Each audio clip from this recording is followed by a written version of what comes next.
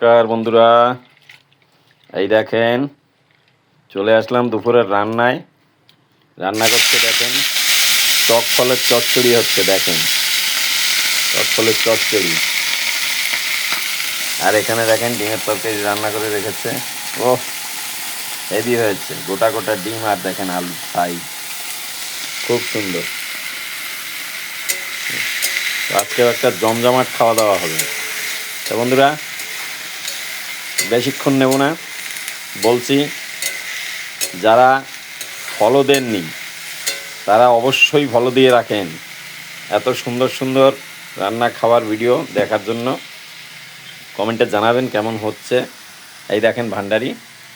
আর যারা ইউটিউব চ্যানেলে দেখছেন তারা সাবস্ক্রাইব করে দেবেন, বেশি বেশি করে শেয়ার করবেন। তো বন্ধুরা ভালো থাকবেন, সুস্থ থাকবেন। আবার একটা ভিডিওর সঙ্গে দেখা হবে। ধন্যবাদ।